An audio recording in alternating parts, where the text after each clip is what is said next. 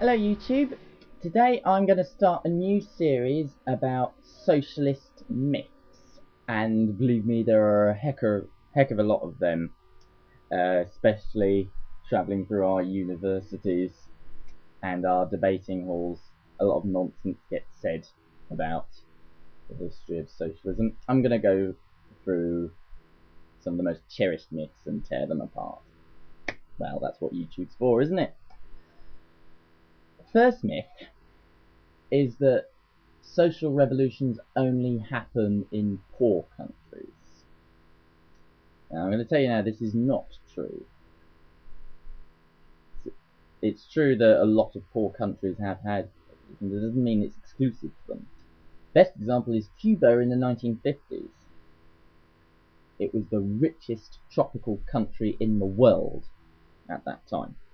Out of 20 South American countries that were independent in 1959, Cuba came fourth in living standards and first in TV and radio ownership, partly because of all the American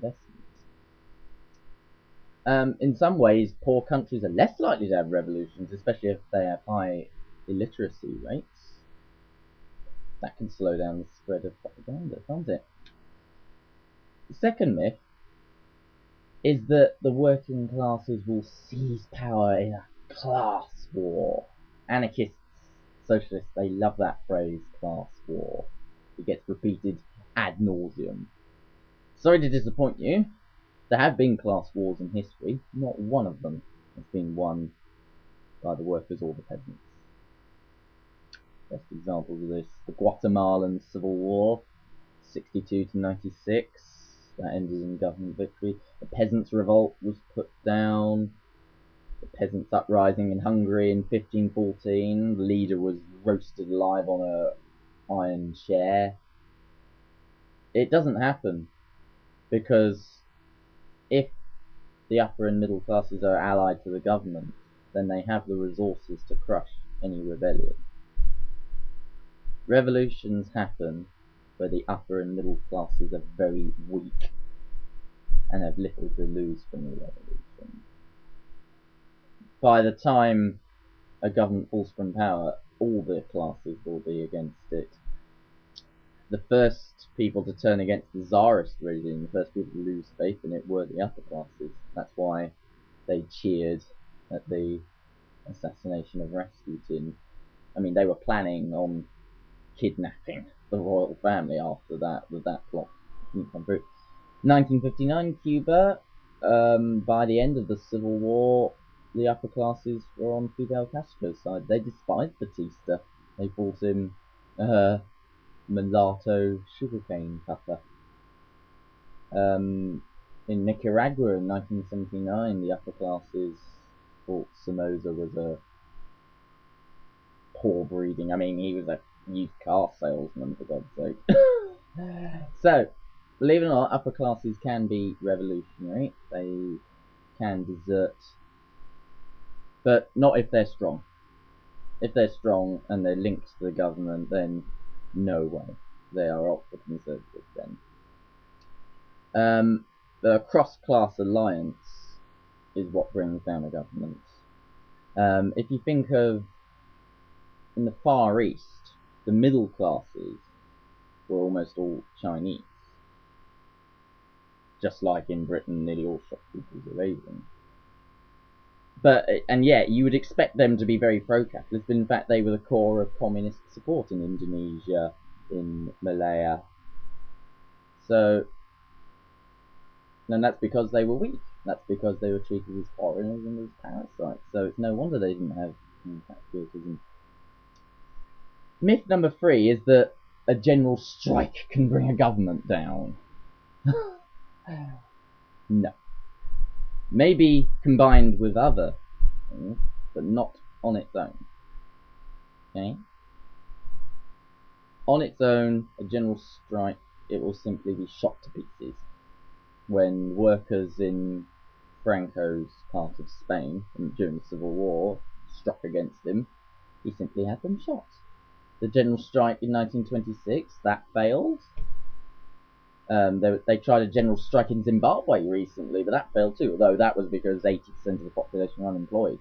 The thing is, the idea that the upper classes would give up their privileged position just because of a general strike. No. The world doesn't work like that. They don't give in that easily, and it's incredibly naive to think that they would. Incredibly naive. The general strike in Nicaragua in 1979, now that did succeed, but that's because there were 5 guerrilla armies in the countryside for the army, to keep the army occupied. They tried another general strike the year before, 1978. That failed miserably, because Somoza still had the resources to crush it. The next myth is about the peasantry. Some people think of peasants as all ultra-conservative, not interested in anything outside of their village. Other people think of peasants as always plotting to kill the master, pitchforks, burning down everything that gets in their way, being savage. Both of these are caricatures. There are so many types of peasants. It's a lazy term people use. I'll go through the different types of peasants.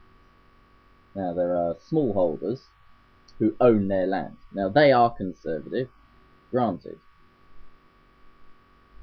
And then there's plantation workers. Now, people always expect them to be radical, but no, surprisingly enough, they're happy with union representation, because their plantation owners are actually efficient. They actually do make profits, and they can share profits with the workers, unless the profit rate is declining. Then you could get a revolutionary situation, but other than that, they're only interested in trade unions.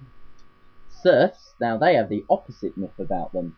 People always imagine serfdom to be the most horrible.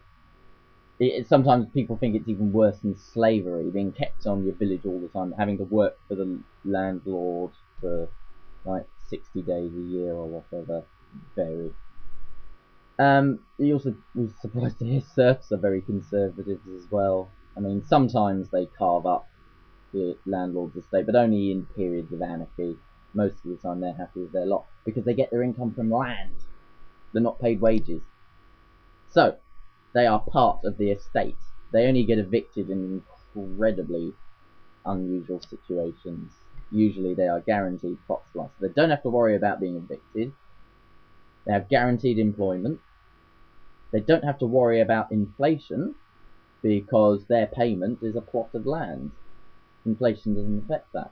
But they're competing against each other in the open market. So you don't get unity amongst serfs. But serfs can be useful in destroying upper class power, as they did in Bolivia in 1952 and Russia in 1917. And then we come to 2 types of peasant that are radical: sharecroppers and squatters. Squatters are radical because they're in a constant state of warfare with the landlords, and they have nothing to lose from a revolution, and they need no encouragement. And sharecroppers and tenants in general, they're very radical because 1 year's poor harvest can lead them losing their land. They have the shortest tenancy, much shorter than a serf, obviously. They're only allowed a year-long tenancy, so that once again they have less to lose. And unlike serfs who live their whole life on one estate, sharecroppers move around from estate to estate, more streetwise. They know more about the outside world. And of course, their landlords don't dare allow them to form a union, because if the harvest is disrupted, then that's it for a whole year. They can't afford to let them go on strikes. They don't let them form unions, so they have no choice. Anyone's interested in peasant revolution, I recommend Jeffrey Page's book, Agrarian Revolution. And also there's a book called Guerrillas and Revolution in Latin America by Timothy Wickham and Crowley. These are fantastic books. Borrow them. They are wonderful. You can get them in the British Library. They are full of information like this. I'll talk to you later. I'll be carrying on the series in due course. Bye bye, YouTube.